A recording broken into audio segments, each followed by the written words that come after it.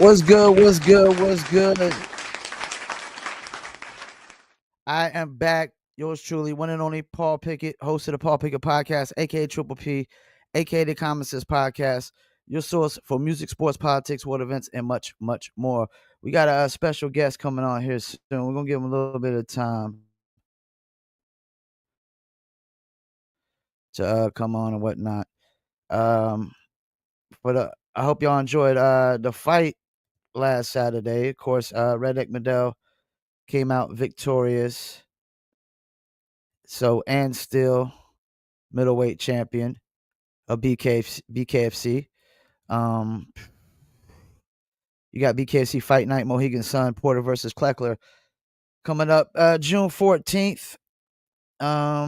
Couple people on that card that I'm pretty much familiar with. All right, so here goes our guest. He just popped up on the screen.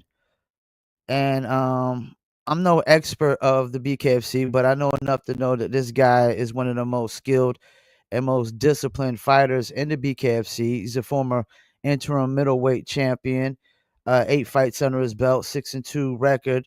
We'll be fighting at BKFC 78 Hollywood, Florida, and the main card for that is Perdomo versus Adams. That's July 12th, 2025. Let's bring on the one and only Francesco Ricci. Francesco, how you doing, man? Good. How are you guys? I can't complain, man. Can't complain. Hey, you gotta turn it again. You sideways right now. Better? Yeah, yeah. You able to turn it the long way? It's better for our clips. Am I able to what? Sorry? To turn it the long way where these little black bars don't show up. Hold on. Let me see. I think I have the. Let me see if I can enter the studio from my iPad instead. I think it might make it better. Okay. Okay. All right. Give me 1 second. I'm gonna exit here and I'll get back on Okay. my iPad. Give me like 1 minute. All right. All right. So we're gonna give them a minute. We just like to have the widescreen. It's better for the clips and whatnot. So while we're doing that, let's go over the fight card that just happened. Of course, the first fight was really awkward. You had Bobby Henry, which was Bryce Henry's little brother, fought Casey Yates, and most of the fight he was getting beat. He was falling down a lot, slipping. It was kind of weird because the ref had to go and tell Casey Yates, "Hey, don't push him down to the mat," and then had to go tell Bobby Henry, "Hey, don't push yourself down to the mat." But he ended up winning with an uppercut, which I thought was shocking. Definitely changed the whole trajectory of that match, and like I said, it was awkward at first. Yeah, Skylar Mahler, he won pretty easily. Wild Bill William Albrecht won. Go check out an interview I did with him. Felipe Chavez won. Derek Perez won. Murat Kilamatov won, and of course, Dave Mendel, the redneck, won in unanimous decision versus Donald Sanchez. Um, so yeah, I thought the fight card wasn't that bad. I thought it was gonna start out bad at first because the first fight was kind of awkward, but Bryce Henry's little brother pretty much redeemed himself. I mean, he's 1-0 right now with a KO, and when you watch the uppercut in slow motion, I mean, it's crazy. All right, let's bring back on. There you go. That's perfect. Sorry about that. My iPad was giving me issues, so I jumped on my phone just to try to make the appointment, but I ended up being late anyways. So It's all good. It's all good. So how you doing today, man? can't complain, bro. Just it's hot here in Florida, bro. It's Oh man, I can only imagine. it's touching the hundreds. I mean, when you're in traffic and you got all the heat and all the exhaust from cars, it gets to the hundreds for sure. So, first interview, I like to just kind of get to know the fighter and whatnot. So I want to start here. So you got started in MMA, but then you decided to move into bare knuckle. Why'd you decide to make that move? Um, my first MMA fight was right before COVID, and then they reached out to me. Bare knuckle was kind of new at the time, and I had a training partner slash friend of mine that fought bare knuckle, Gustavo, the Cuban assassin, and Okay. since he did it, I asked him. I was just kind of like, "Hey, what do you think?" And he was just like, "Bro, it's fun. You should try it." So I tried it, and then we just kind of rode with it for the next 5 years after that. And It was always kind of BK didn't want me fighting in MMA. They were kind of like against you fighting in different promotions, which is kind of funny because a bunch of different fighters did, including fighters Mhm. that I fought before. But I was just kind of trying to be loyal to them. But then it seems like when you stay with them, they kind of shelf you anyway. So I'm kind of wishing that I did go back to MMA a little while ago. But who knows? I might cross that bridge again. We'll see if they keep me active enough in BK. And that's the thing. If they're gonna expect you to fight in just one organization, they should keep you active. Because I mean, a lot of fighters have a trouble making a living. It's not that easy, man. Yeah, I mean, it's thankfully I don't fight like uh, fighting isn't my main source of income. That's Thankfully, good. obviously a lot of fighters don't have that luck, but Yeah. I still don't want to be shelved. I mean, shit, I'm 31. Yeah. Oh, sorry, by the way. I don't know if we can curse or not, Nah, but you good. You good. Go ahead. I'm 31 now, and my first bare knuckle fight I was 25 or 26, to 25 actually. It was right before my 26th birthday, so I kind of wish that I had fought both just to be more active. Because I mean, I have 8 fights in the last 5 years. That's not much, man. That's like barely a fight and a half a year. I'd like to be a lot more active than that if I can. It's just been difficult. You know, the last 2 years I have one fight. I don't want to be that inactive. If it was up to me, I'd fight every other month. It's just it seems like it's like pushing rope getting a fight with these guys. They keep signing more people. The roster keeps getting bigger, and Yeah. it's like, you know, I also don't want to beg to fight. You know, there's other promotions that I could fight at pretty easily. So I don't know what it is, but almost I'm very competitive, so the fact that I lost the belt in BK, that's kind of the reason why I don't want to leave. I want to work my way back up to a title fight. So that's more or less the reason why I'm still in this circuit now. I feel like if I jump ship and I go fight in MMA and take a couple fights in MMA, I feel like it's going to be that much more difficult to get a fight with them in the future. But I might not have a choice soon enough. I mean, if they don't have me fight often, I don't want to end up being 38 years old, you know, and only having another couple fights. That's bullshit. And I'm pretty sure you were trying to get on the Italy card, right? So after I won my last fight, I jumped the ring and I was speaking to Feldman ringside because there was a whole bunch of last minute bullshit that happened in that fight too, which shouldn't have happened. They put me on the prelims last minute. They lost a stack of tickets that I had for will call, so a lot of my friends and family couldn't get in, and Damn. they were kind of rushing me out. So I lost my shit in the back room, and I jumped to the ring to talk to Feldman. I'm like, dude, I almost died for you guys once. You know, I ended up in a coma. I've always fought my ass off. I fought a month and a half after ACL surgery with you guys too, just because you guys needed a ticket seller for that card. Obviously, it didn't even go my way. I lost that fight, but I never complained. And then you guys, as soon as the shoe's on the other foot, you guys slash my pay, you know, keep me on the shelf. I'm like, dude, this kind of shit can't go on, man. I've been more than a loyal company, man. And his words that night were Italy in April. So I was pretty happy. That's always been my dream to fight in my home country. Yeah. A place, Florence is pretty close to where I grew up. Florence is like not even 2 hours away from Rome. So there's a lot of people that could make that drive. That's like going to Yeah. Palm Beach from Miami. You know, there's a lot of people that could make that drive. And then we were speaking back and forth. I spoke to Gabriel, which is the guy that's got the exclusive there in the he's the one that's got the exclusive rights for BKFC Italy. We spoke back and forth. Everything seemed like we were on board, and then all of a sudden, you know, 2 months of no contact, and I reached out to him. I was like, "Hey, man, am I fighting in Italy? What's going on?" And just I found out that I was pretty much booted from the card because from telling me you're fighting in Italy, and then all of a sudden now it's a finger blaming game. You know, one person is blaming the other person, is blaming the other person. Nobody's picking up the phone, and it's just I don't know. I don't do that kind of shit with people that I do business with. But then again, you know, And what that's the problem with the fight game. There's always politics, right? yeah. You also kind of got to tread carefully. You know, I mean, I'm speaking to you about it. I'm being relatively open, but I also can't reveal too much because I don't want these fuckers to all of a sudden have a sour taste in their mouth and be, Yeah. you know, by fuckers, I'm not talking about everybody in BK. There's people that Yeah. I like from that promotion, but there are some people that do make my life hell. But Yeah. I'm saying I don't want to shit where I eat either. You know, I don't want No, I get to that. much, and you know, now all of a sudden it's like, you know, well, you did this, and you know, Yeah, it's probably best you let me be critical about BKFC because I could be critical about BKFC here and there. There's definitely some moves I've seen them make that is a head scratcher, and I definitely didn't agree with. So let's get into this one. Your first three fights were TKOs, and then you go 5 rounds with Bostwick. You feel like that was your first big test in the BKFC? Yeah, he was a huge step up in competition. I remember my team was actually pretty scared of Jake because he had 40 professional fights and also in Damn. promotions.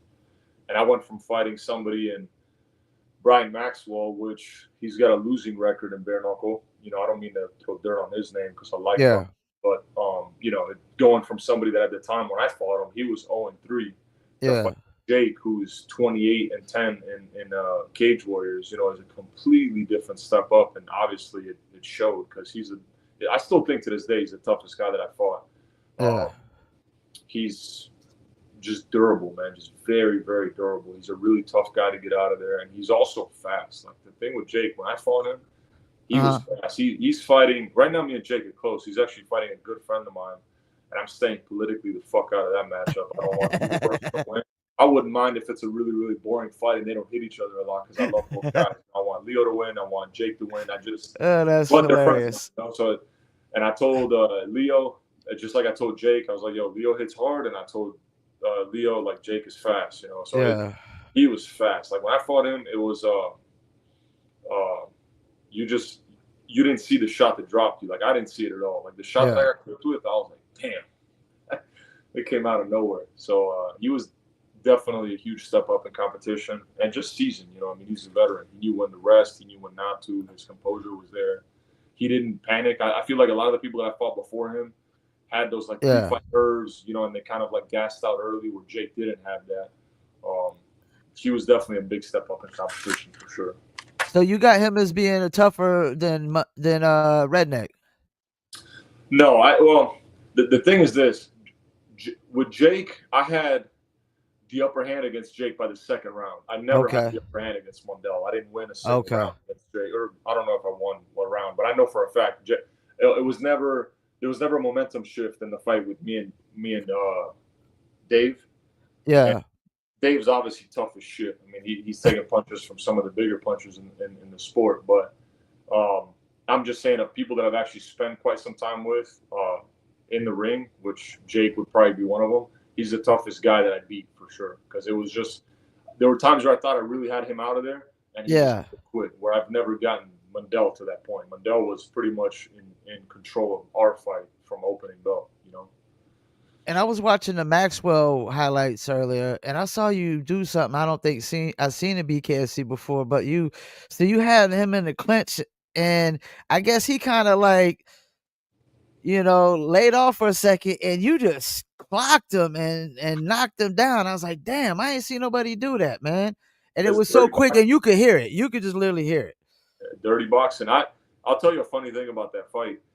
There's a if you look at that fight again, the very first shot that I threw, I clipped his forehead with my Okay. second metacarpal, and it broke that hand. And that's like this scar that I have here on my hand. I don't know if you can see it through the Damn. camera. Yeah, yeah, yeah. I've got a titanium implant there now because I broke my hand. Like I mean, it was displaced like this when I fought Brian, and thankfully, it was there was so much repetition and training that it was just instinct for me to throw my right hand. And even broken and displaced and as messed up as it was, I actually got a picture of it here. I just kept throwing it. And the shots that I dropped Brian or Maxwell with, all three of them, my hand was broken during those shots. So to me, that was even more impressive. The fact that I was able to drop him with my hand displaced the way that it was. But hold on, here it is. I got this in my favorites album. Here. So this was my hand. This was the X-ray. Where the hell is the damn camera on this thing? Here we go. This Okay. was the X-ray I Oh dropped my hand. shit. Yeah, it was Damn. broken. But yeah, and in the clinch, I could feel him kind of like let go, and I'm thinking, Yeah. referee didn't say break. I said, Nope. boom, I caught him. Yeah, but I actually thought that shot was going to get him like out of there because I felt that it landed flush on his chin. But props to him, he got back up. Yeah, that was crazy. It almost felt like lights out light on them was almost good think like that was, like the ref was gonna go the other way with it, but he's like, that's a knockdown. I was like, yeah. Yeah. That shit was so quick too, and you could just literally hear it back on the highlights, man. I was like, yeah, he didn't see that one coming. Some of the things in BK, like some of the shots that land, they happen so fast. Also, because wearing gloves, so the shots do land a little bit quicker. Some Uh-huh. of them land so damn fast that you didn't see what happened. So sometimes you think it's a slip, maybe just because of the way that the fighter falls. You think that he's off Yeah. balance. And I feel like then you watch the replay and you're like, oh shit, he got clipped. Yeah, I've seen a few of those actually recently where it looked like a slip, then you go back. I think Kai Stewart actually did one like that too, where they called it a slip, and you go back and see he actually punched the dude and whatnot. So you Yeah. fought Diaz for the interim fight. Were you surprised that fight ended that quick? A little bit. I mean, I I thought it was gonna end quick because I knew that Yuli was coming out balls to the wall like he normally does. And I Uh-huh. figured like that normally plays into my strength, but it was just going to be Yeah. a matter of who connected with the right punch first. So yes and no. Like I was surprised in the sense that I thought that it was going to be more of a war, but at the same time, it was just, bro, bare knuckles got such a small margin for error. I just feel like I was able to land a more effective punch first. Yeah. That's really all it was. And I also where that cut was right in his freaking eye. So there wasn't really. I mean, I'm pretty sure that even if he would have made it to the corner, they would have probably called it off because there was a cut like right under his eyebrow, and then there was the massive gash over his eyebrow. So they would have more than likely called it off anyways. So there's this one fight that I feel like you probably definitely should have won, the Eric Lozano fight, man. Yeah. You were heavily favored in that fight, right? Yep. I think I was like 8-1 or 9-1. I mean, that's one that you probably want to get back, right? To try to, Not really. I mean, listen, I'd like to get back both of the fights that I lost, yeah, but I feel like, I mean, the fights went the way that they did. Obviously, Lozano hits hard. I just think that fight was necessary in my career. I know it okay, sucks to lose, always does, but I would not have made the steps that I made in my training camp if I didn't lose to Eric. I should have listened to my corner. My head coach, Manolo Lopez, he's been with me for 10 years. He told me not to fight. He told me to take off 5, 6 months. First time being brutally knocked out the way I did for Mundell. I didn't listen to him, so I went and fought Eric and jumped right back into training camp, sparring, taking subconcussive blows day in and day out, way too soon after getting knocked out yeah, cold. I mean, the Mundell fight, there was so many things that happened in that fight, and I don't think they necessarily altered the course of the fight because bro, if you train hard enough, every fighter goes in there with some kind of fucking injury. So it's not like, oh, yeah, I'm still injured. That's why Dave beat me. Fuck no, Dave's just good. He's really good. He showed this last weekend how good he is. But yeah. I just there's a lot of things that contributed to me being knocked out the way that I did, like a really bad weight cut, a whole bunch of different things. Which I'm not saying it wouldn't happen. It might have even happened quicker because I might have been more aggressive if I felt the way that I should have. But having been KO'd the way that I was after the Mundell fight, I should have just taken time off. Well, But inside, I'm like, I'm so fucking competitive. I was like, no, I need to get that one back. I need to wash the sour taste out of my mouth from being knocked out. So I try to jump right back in there. The guy that I had at the time as a manager, he fished Lozano out of some fucking pond from who knows where. Lozano wasn't even in the rankings. He wasn't even fighting yeah. anymore. He's the one that came up with the name Lozano, which, by the way, was also a weight class up, which I don't mind fighting at 85, I guess. I mean, I'm not the smallest 85er, and I'm definitely not a small 75er either. But there was no need to fight that fight, and there was just no need for me to be fighting at that time. Period. Now, Well, it's not to say that Lozano. Who knows, man? Maybe Lozano has my number, but I'm not chasing that one back because I'm also not a sore loser. But shit is what it is. You're always judged based off your last fight, so. I feel like if I just go out there and keep winning, eventually people, if they want to see that fight ran back, I would love to fight them again. I mean, I'd love to fight anybody that beat me, but I'm not chasing after it either. I just shouldn't have fought at that time. Period. I feel like I would have lost Jake. If I would have fought Jake, yeah, he would have beat my ass that fight. Yeah, I guarantee you, I would have lost to Jake. Matter of fact, they fought after, and you saw the result in that fight. yeah. Um, I shouldn't have been fighting that soon after being knocked out. Another one that did the same shit that I did is Richmond. I mean, Richmond got knocked out cold from Lorenzo. I Oh, don't think yeah, he should yeah, have fought as soon as he did after losing to Lorenzo. And I'm not saying that he would have beat Mundell. Again, that's not where I'm getting at. But yeah, I hate seeing this. I'll use this example. I love racing, right? I love race cars.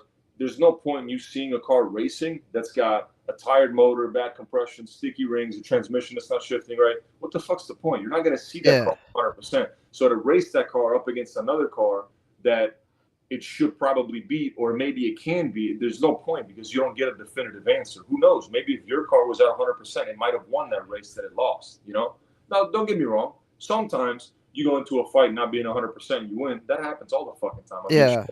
Yuli, I fought with a torn ACL. Mundell, I fought and I had a bad meniscus and I had a finger injury. There's a lot of fights that you go in not 100%, but there's just something like that where it's like, hey, bro, the one thing that we always try to avoid in fighting is brain damage. Always. Yeah. Of course, it's not. It's very common amongst fighters, but getting knocked out, you need to take time off. There's a reason why the commission suspends you for a certain amount of time. I think that when the commission suspends you for 90 days, it Yeah. doesn't mean that you should fight in 90 days. It means that you should wait 90 days before you even start Yeah. training, because people don't get that bare knuckles not that bad for your brain. I don't think. Yeah. It's That's what the data says basically. Yeah, I think sparring with headgear and these massive pillows Is on your head, worse. and Yeah. you taking fucking repetitive subconcussive blows day in and day out over, that's so much worse, months on end, instead of the fucking 10 minutes that you're inside of a ring. I think it's way worse than it is you being in bare, because at least you can get cut in bare knuckle and then boom, fight's called off. You can get dropped once or twice and then 10 seconds later, if you don't make it, the referee counts it off. But I think it's really in training that it happens. So if you get knocked out the way that I did, or if you get knocked out, or even get dazed. I mean, sometimes you don't have to get knocked out completely, but then you take all that damage in training after. You're kind of, you're doing more damage to yourself than you should be. You're putting yourself in a position where you're not at 100%. So you're not even representing your team, yourself. You're not representing your friends, your family, the people that pay to come watch you fight. You're not representing them adequately enough because you're not at 100%. There's no point. It's like watching a baseball player that's got a bad arm. It sucks because you're just kind of like, I know this guy can do better, and But unfortunately, isn't that where pride kind of comes in? I know a lot of fighters, they don't want to, even though they got an injury, they don't want to quit. You know what I'm saying? They don't want to not do the fight. They still want to, go through with it. Maybe, fighters can be a little stubborn that way. You know what I'm saying? fighters, and I mean, I'm not talking about people who fight. I'm talking about Yeah. fighters are Yeah. 100% like that. Fighters will make up any excuse to make. There's difference, bro. There's a fighter that's got a staph infection and he'll pull out, or there's a fighter that's got a fucking cold or a sore thumb and he'll pull out. Then Yeah. there's somebody that literally is on crutches and then they will find a way to make it to the fight no matter what. That's a fighter compared. I'll give you an example. And I'm by no way near some of these other crazy motherfuckers, but I tore my ACL June 6th, and I fought Yuli June 24th. Damn. I took exosomes, I did PRP, I did ice baths every night. I did whatever I could. The first time that I moved without a brace was fight night. But I knew that there was not going to be another chance for me to fight for a belt. I knew if I would have pulled out, they would have never given me a title shot again. So there was no way, shape, or form. And I never pulled out of a fight anyways, which is also kind Yeah. of the reason why I fought Mundell when I did, because they announced that fight without even advocating it to me, without even talking to me about it. So I'm like, oh, Damn. shit. I already know that they're going to say I pulled out of a fight if I don't fight this guy. Yeah. Yeah. But Yeah. you're right. You're 100% right. Pride definitely comes in with fighters, actual fighters. I'm not talking about people that fight just to post on social media that they Yeah. fight. You know? So you about to fight this guy, Dallas Davidson. What do you know about him, man? I do not know shit about Dallas. I Me know, neither. I know. They actually asked me to fight him years ago, Uh-huh. and it was when I fought Yuli. They were asking me to fight Dallas Davidson for an interim belt. I'm like, the fuck? I was like, this shit doesn't make any sense. The guy's not even ranked. At the time he was 3-1 or 3-0. Yeah, maybe 3-0. I'm like, dude, I'm like, I'll fight whoever you guys want me to, but I also don't Yeah. want me to fight for a belt. And people were like, oh, who the fuck is this guy you fought for the belt?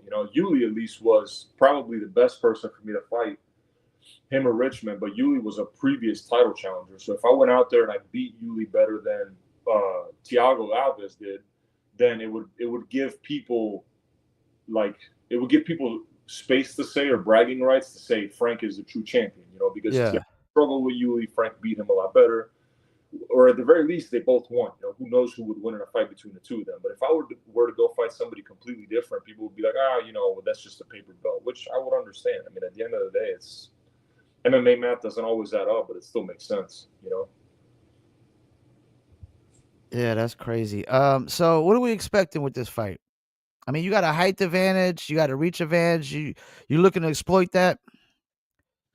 Yeah, I mean, I just think I think this is going to be a really aggressive fight. I don't think it's going to be a lot like me and Blake. I think me and Blake was Okay. just more like I think after I think after the second round, Blake was kind of on his bike. Like he was trying to win. He was never out of that fight, but I don't think that he was trying to engage nearly as much because of after he got cracked.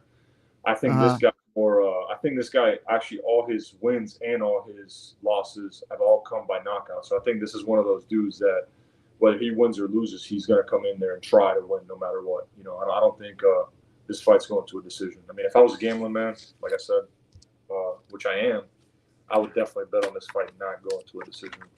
But I don't know much about it, to be honest with you. What's your opinion on fighters looking ahead at the next fight? I don't think you should do it. I think you You should think always it's a big mistake? Yeah, I do. I mean, from my experience, yes, but I know that there's fighters that do it and they get away with it. I haven't been so lucky. I've normally like whenever I've looked ahead or looked past somebody, I've gotten. I mean, Noah Cutter was somebody I looked past, and I almost fucking died in that fight. Man. Lozano definitely somebody I looked past because I'm like, I shouldn't even be fighting this guy. This is such a rebound, and I got knocked the fuck out. So probably not a good idea to be looking past your opponent. Not in this sport, at least. You know, baseball, basketball, shit, pickleball, anything. I mean, maybe. But this fight, probably not. Because you know what's crazy about fighting? The freaking memes, bro. Oh my god, they Oh, chew you alive on the comments. Because when you talk shit about somebody in fighting, you get the worst of the worst. You know, when you get the highlight reel and yeah. videos on Instagram, that sucks. I have people tell me you should have won your fight. I bet on you, and I'm like, you should have bet more. Fuck you. You think I tried to lose? Damn, talking about being emotionally involved. So I was on YouTube. I saw a Mission Accomplished clip. Mike and Mish was Platinum Mike Perry talking shit about you, talking about he wanted to fight you. Y'all had a real beef? Yep. He never wanted to fight me. Mike wants to fight, you know, anybody that he can apart from a challenge. Like he's never wanted to fight somebody tough. Everybody that he's fought, he's always had some kind of advantage over them, whether they didn't fight in BK before or it's Uh-huh. somebody that he knows he's gonna make a shit ton of money. You know, fight Yeah. like Jake Paul, but he's a bitch, man. I have zero respect for Perry. Um, he's just when I had the belt, I didn't even want to call his name out because I'm like, he obviously doesn't want to fucking fight. Like Yeah. when I was champion and Mike Perry came to BK and he all of a sudden was the number one contender, Yeah. he didn't fight me. He made a paper belt after he beat MVP, which MVP is a beast. But bro, the first fight in bare knuckle, your hands calcify. Like people don't understand this shit. This is a really important fact. You want an easy fight, your very first bare knuckle fight. You 100% do. Your hands swell up like Mickey Mouse hands the first time you fight in bare knuckle. Damn. And there's a lot of things that you don't realize. And I think that's what happened with MVP. That's why Mike Perry, he didn't look impressive his first bare knuckle fight. He almost Yeah. lost his first bare knuckle fight. He didn't look nearly the way that he does now when he fights these other people because he had, how do you say, learning process, you know, when he first came to BK. But he's a bitch and a half, dude. And not to mention the fact this company spent so much money on him, on marketing him, on making him seem Yeah. to be this guy. Now all of a sudden he got a little bit of fucking hair on his balls, and now he's like sitting there coming out with his own promotion and trying to be. He copies everybody, bro. The guy's such a fucking cheerleader. That's why I didn't even want to give him shine when I was champ because I'm like I'm not fucking Yeah. to this guy. He doesn't want to fight me. It is what it is. But he's a bitch and a half, and he took me to court. He also fucking lost because he's a clown. Him and his fat ass manager are clowns. And I also think that he's part of the reason why I'm having such a hard time getting a fight. But who knows? Cause him being like part owner and stuff. He's not fucking part owner, Oh, man. he My ain't? Perry can't even form a sentence. Fuck no. Okay. So that's But bullshit. that's all bullshit. But he's definitely in a lot tighter with the bosses because he's made them a lot more. Yeah. That makes sense. You know, I mean, if I've got I don't know, like say I'm a pimp for example, and I have a bunch of hookers at my disposal, which is exactly what fighting is. I don't care how you look at it. Managers, Yeah. when a fighter's useless and he's not winning fights anymore, and his body's Yeah. they toss you to the curb. There's no pension. There's nothing that managers do to make sure that you're taken care of after fighting. They couldn't give a shit. So once you're used up, they have no use for you. So say I'm a manager, right, or I'm a pimp, and I have all these hookers. If there's one hooker that's making me a couple $1,000,000 a year, I'm of course going to listen to her over the one that could barely make 100,000 a year. Yeah. Just business. It's just how it works. So that's the reason why I think this little queer has more pull than I do with bare knuckle. But at the same time, he's a bitch and a half, man. The guy was trying to beat the shit out of his ex-wife. He like ran down his mom's garage to try to get at her. He's a clown, and it's just like there's no point in me even saying or even bringing him up. I honestly don't even like when I'm asked about him because obviously I'm emotional talking Yeah. about him because I would have loved to have scratched my nuts and slapped him across the face on camera. But I was never given that chance, unfortunately. Who knows, man? I mean, maybe down the line at some point that can happen. I doubt it. But yeah, he's a bitch. We definitely had beef. Fuck Perry. Yeah, I that's one of the things I've been critical about BKFC about. Like this guy's not even a champion, and they try to make him a face. It's like how you in the NBA, you the face of the league, and you ain't won a championship yet. It's like that's crazy to me. And like you said, it's all about that he gets the money fights. You know, they won't let Mundell fight him. I'm pretty sure Julian Lane wanted. A lot of people wanted Mike Perry, and he don't fight none of them cats. So it's like, yeah, definitely try to That's preserve the it. They're thing. trying to preserve his record and all that. That's exactly the thing. The shit that bothers me is BK has spent an abnormal amount of money on Mike Perry, right?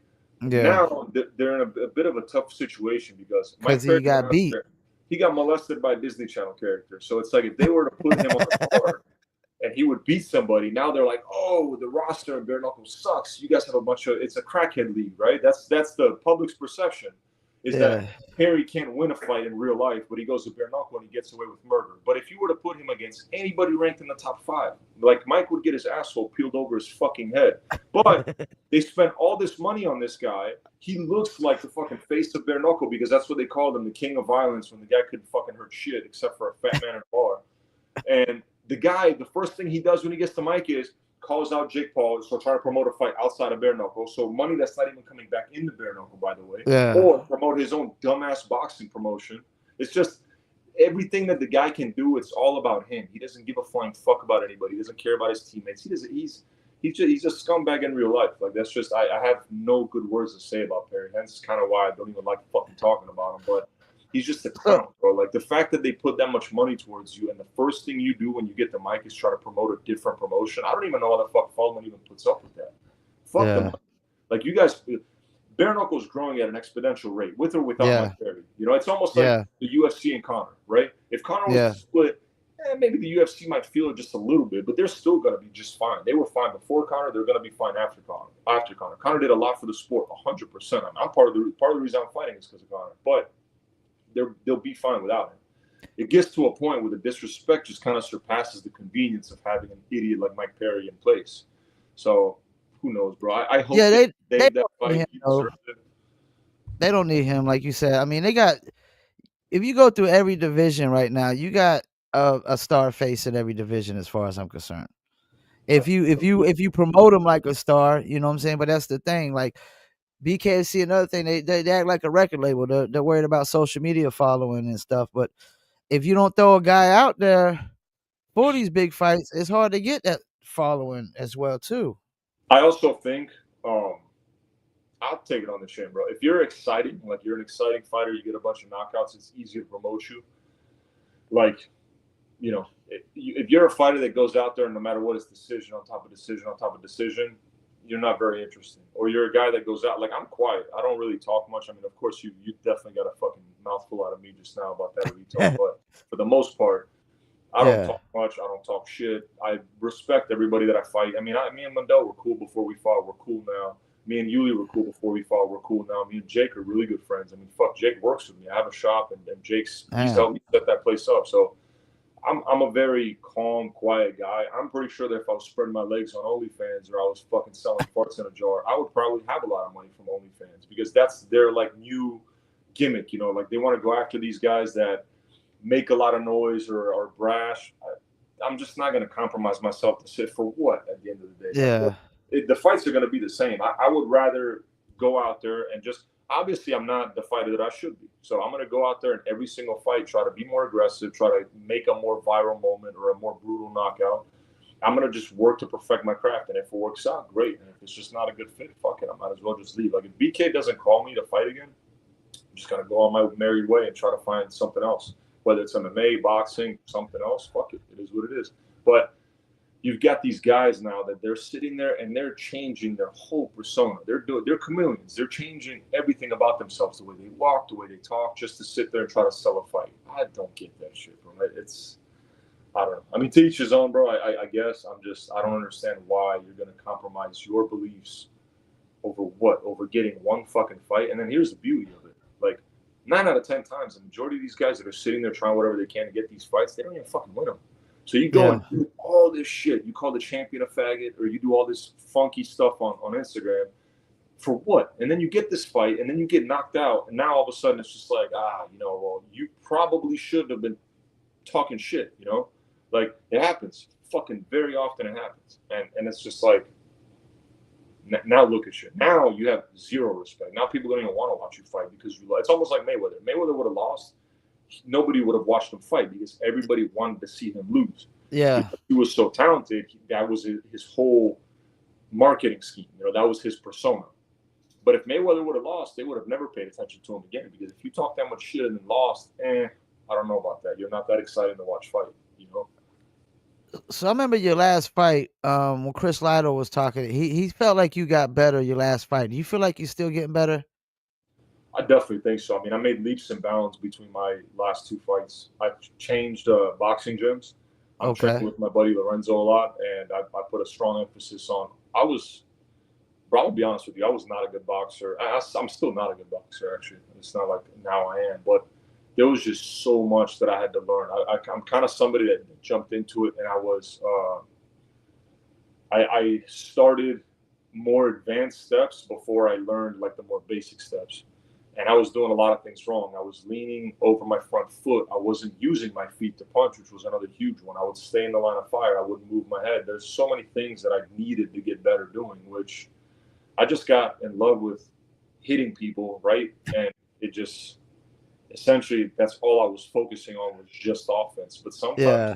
especially when you get to the more elite level, it's not just a matter of like, hey, let's just throw shit on the wall and see Yeah, what you need sticks. defense too. You definitely need defense.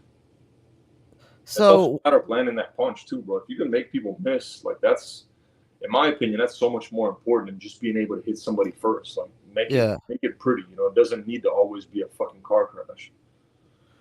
So what's something fans would be surprised to know about you? I'm a helicopter pilot. Are you? Yep. Oh man. There's a video on YouTube actually of me killing some seagull that crashed into the front. For real? Yeah.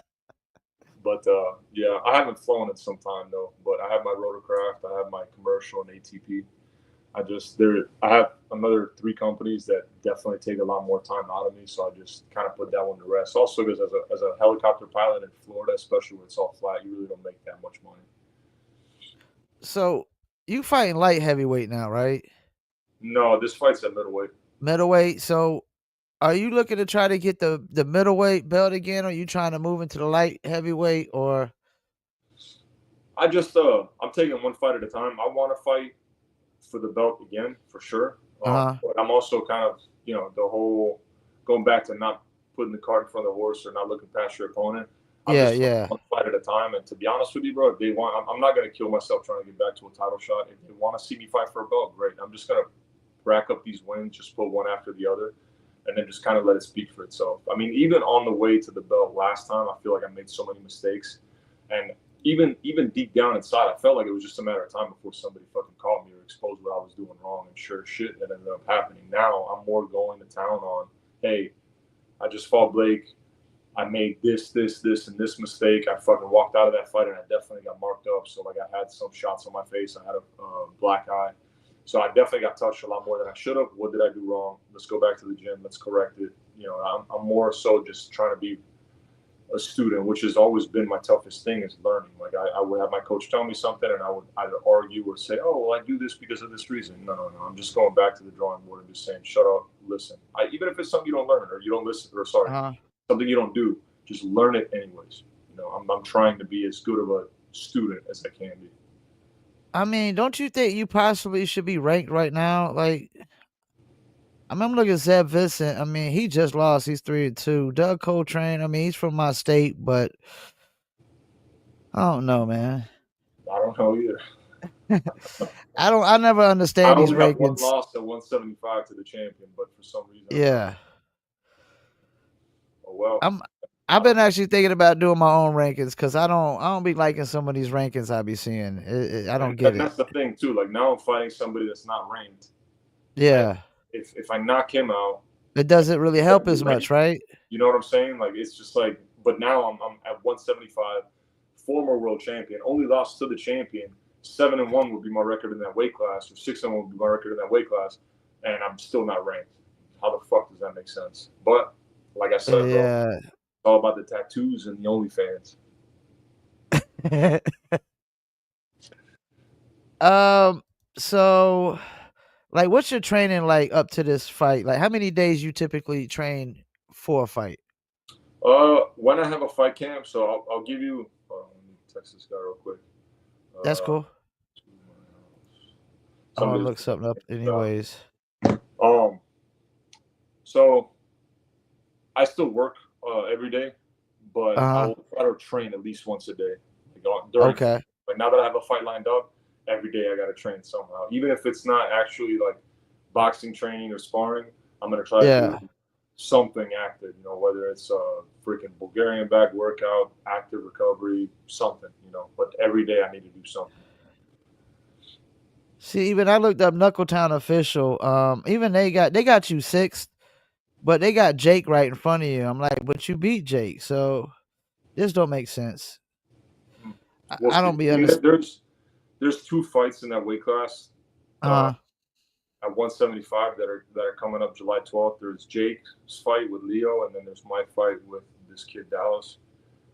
Who knows what's gonna? I'm pretty sure it's gonna be one of those things where it's like, if say that I don't know, say Dallas Davison jabs me to death or vice versa, but then Jake or Leo get a freaking emphatic knockout, they're gonna be ranked number two or number three or number one. Or vice Yeah, versa. You know, if I get like a freaking ice cold knockout, all of a sudden I'll be ranked like number two or number one or number three. Who fucking knows? But I'll be better off in the rankings.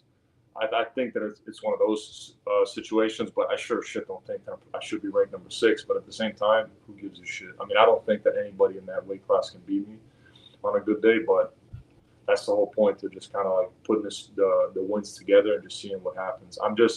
It's bad that I'm not brash enough or I'm not vocal enough because if I would be, who knows? I might be getting the bigger fights, but you know, it is what it is, bro. I'm not gonna go out of my way and try to make an ass out of myself over, you know, trying to get these better fights. I'm just gonna like string these wins together and hopefully they eventually put me in against somebody like the ranked in the top three that they don't yeah. think that I can beat. And then when I go out there and just make a statement, then they'll give me a title shot. Also, because who else is there? I mean, who Mundell's beat everybody right now. He's beat everybody. Yeah, Anyone that there is for him to fight, the only person there would be for him to fight is Perry, and Perry would literally be a snap. I mean, and that's all. that's the thing. Perry's number one. Perry won't fight him. Dakota Cochran just lost recently. Zeb Vincent just lost. Donald Sanchez just lost. I mean, like I said, Doug Coltrane. I mean, 3-2. I get it, but He just lost he too. hasn't fought nobody really. But Yeah, no. yeah. I mean, Coltrane lost. I think he lost recently. I mean, I was looking at his fights because they were telling me that he was going to be the next guy that I was going to fight. So Yeah, I he's think he got lost. back to back losses. Coltrane Yeah. does. So, So that don't make sense. like I said, bro, I'm just I, I take a bunch of disrespect for some weird reason from this promotion. That's a promotion that I've always had nothing but good things to say about them. I don't know. I don't know what else to do, bro. It's one of those situations where it's kind of like if you don't like it, bro, just don't fight for them. But at the same time, like I do like the circuit. I like the sport. I mean, I love bare knuckle, and I'm just trying to get back to the title picture. I don't know what else to do. I thought my last performance was impressive enough at least, but I guess that they didn't think so. So maybe this fight I need to get a knockout to be impressive. I don't know. We'll try. I mean, can't you always, not to try to start nothing, nothing, but can't you always like make BKB a backup option or something? The thing is, I mean, I want to go back to MMA. Like I love Oh, you wrestling. want to I go love back to kickboxing. MMA? Okay, if you Yeah. do, okay, I get it. if I was to finish the bare knuckle chapter, I would go back to MMA. You And just then go back to MMA. maybe I make it far enough in MMA, and then all of a sudden, by the time that I'm done in a big league promotion, then BK is like, oh, you know what? We'll pay you this Jeremy Stevens money, or this fucking Yeah. Chad Mendes money to come back and fight for us. Or it doesn't go that way, and then who knows? I might just fucking either hang it up or go to boxing or do something. But I love competition, man. With all the crap that I deal with on a day-to-day basis between work, the house, everything else, like that's my vacation. That's my break from reality, is getting to train, spar, and then eventually getting to fight. I definitely need something in my And life. bare knuckle is like extended shelf lives of fighters. I mean, you got guys. Wild Bill just fought the other Saturday. He's 48 years old. I know Who's that? Houston Alexander was Wild Bill William Albrecht. He Okay. just fought. Yeah, He's yeah. 48 years old. Houston Alexander, which they don't let fight no more. He fought. He was 50. And he was undefeated going into age 50 at bare knuckle, but they won't let him fight no more because he's like 52 now. You know what I'm saying? You don't always But know like the story with each fighter, so I never want to really speculate. But there's guys that I yeah, have talked to that they do want to fight bare knuckle, and they have been fighting bare knuckle. And the position that they're in is they fought, they were winning, so they were making. Let's just use it as an example. They got their way up to fighting for $20,000, for example, and now all of a sudden they lost, so bare knuckle only wants to pay them like 10,000. So they're like, well, fuck, like I can't fight for that much because now like I can barely pay my freaking team with that yeah, amount. So a lot of the times they're in that situation, or they're in a situation like me. I would have fought for fucking free just to try to get back to the winning column, and yeah. they did not give me a. I mean, I don't know if you know this, but I had to call Feldman from a spoof number to get him to pick up the fucking phone, What the which to me fuck? is insane. I mean, bro, come on. Yeah, Your company's made money with me fighting. I always sell a shit ton of tickets. I'm also the first champion from Italy, born and raised, speaks the language, that fought in bare knuckle. And I shouldn't have to go to these lengths just to get a fucking phone call from you. I mean, what I had to do to get a fight last time was crazy. So I don't know, bro. It's I don't think it's fair, but at the same time, it's just I know it's a brutal sport. I'm in business for myself, and I know that sometimes you got to make decisions that you don't want to. It might be one of those situations, but I just see that they're giving a lot of these newer guys fight after fight after fight after fight against fucking cans. I mean, these guys are fighting. There's some of these new guys that are fighting that across fucking 5 opponents, there's like one yeah, win. And I'm like, and you keep giving these like stepping stone on top of stepping stone, and it's just kind of like, bro, I've never turned down a fucking fight ever. I fought on yeah, 2 weeks' notice. I fought 6 different people. I've had my opponent not show up the day of the fight. I fought on right after ACL surgery. I fought right after I tore my ACL. I fought every time that you guys have called me to fight. I've never turned down a fight. I've never pulled out of a fight ever in my life. Never will I. And it's like, you guys are giving these guys fight after fight after fight after fight. It's fucking insanity to me. And it's like you've got OGs, people that have been fighting for forever, like Boswick. Boswick was having yeah. a hard time getting a fight. Yeah, You that's why they make it a big deal about him being back. and it should be. I mean, the guy's he Yeah, fought his ass off. He's a veteran. He's been fighting for fucking forever and a day. And they should make a big deal about him coming back because he deserves it. He was the first ever 6-round fight in BK. I mean, right. shit, I've been fighting bare knuckle since BKFC 10. Damn. I've been fighting since they first started. They literally had their first event less than 2 years before I had fought in BKFC 10.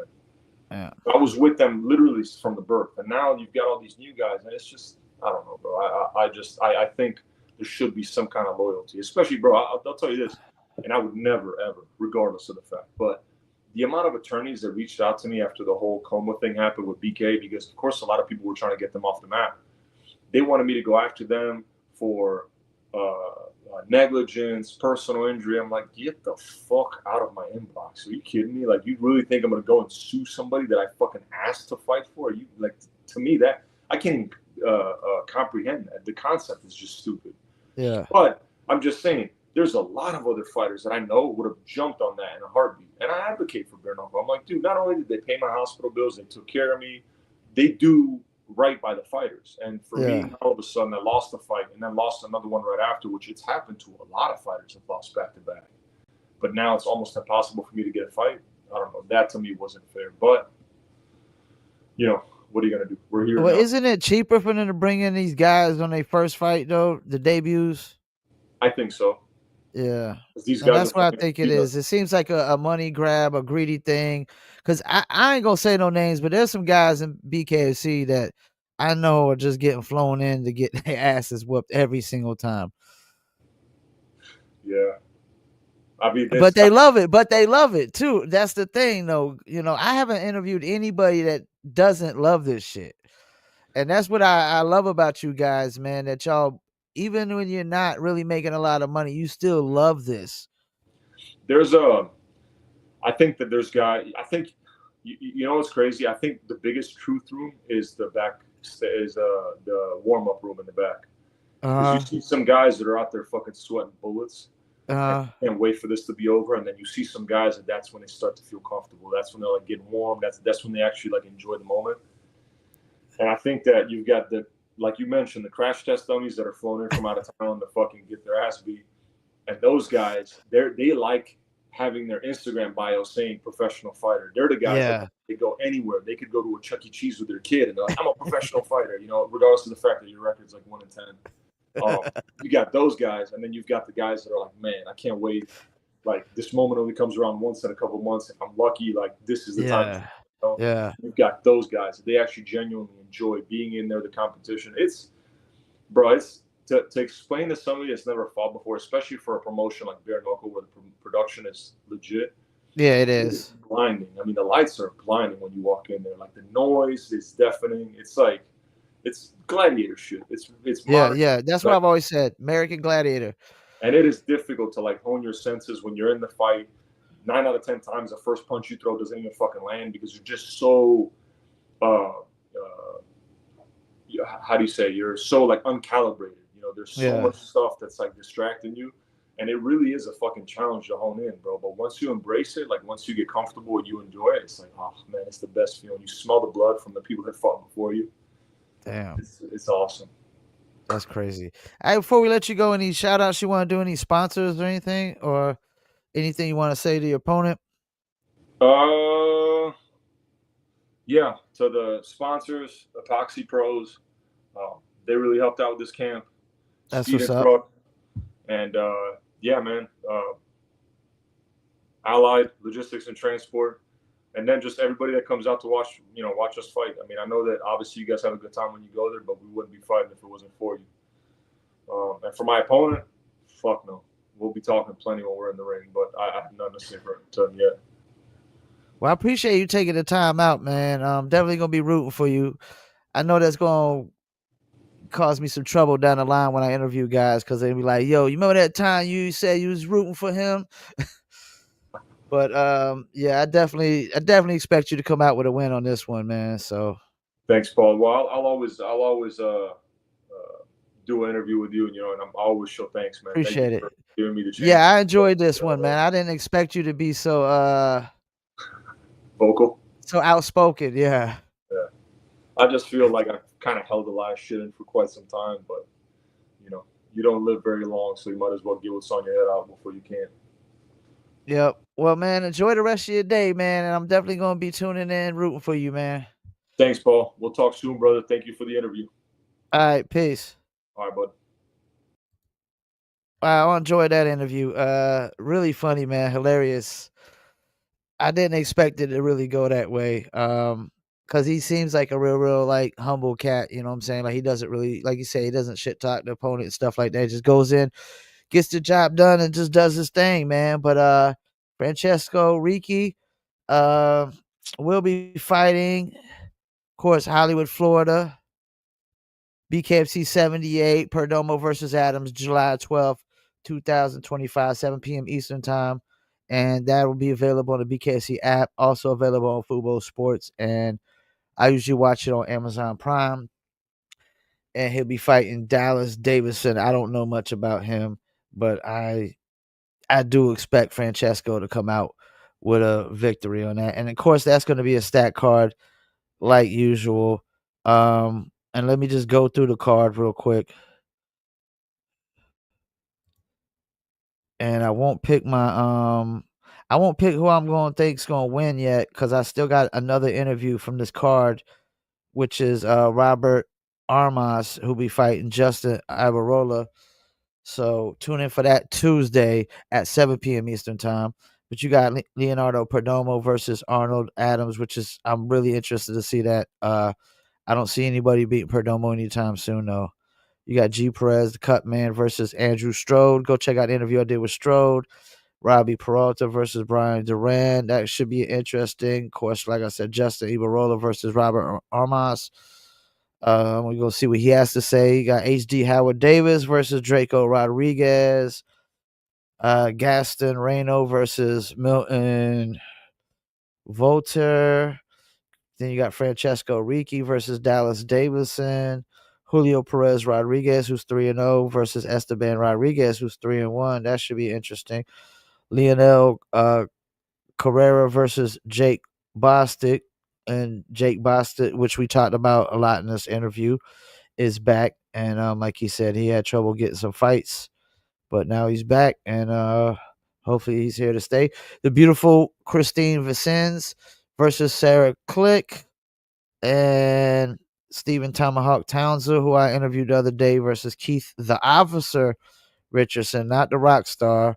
You got Rambo Russo versus Justin Martinez. I don't know if they got any free fights yet. They probably nope. They will be announced. All right, well, I appreciate everybody tuning in. We get off here and start clipping up some clips.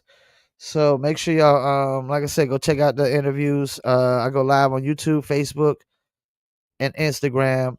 Audio version to go to Spotify, Apple, Amazon, Deezer, TuneIn, Stitcher, Slacker, iHeartRadio, Player FM, and also the video version to go to Rumble, BitChute, and Millions.co. Definitely go to Millions.co and check out the New Litter Apparel and the clips and the interviews as well. And you know, I should have interviews coming weekly from new bare knuckle fighters as they these cards pop up and whatnot. But yeah, I'm definitely glad I did this interview. Glad I reached out to Francesco Ricci. Didn't expect him to be so outspoken, man. Very hilarious guy, nice guy, and can't wait to see the fight, man. Appreciate y'all tuning in. Another episode of Paul Pickett Podcast, aka Triple P, aka the Common Sense Podcast, your source for music, sports, politics, world events, and much, much more. Peace. And I'm out.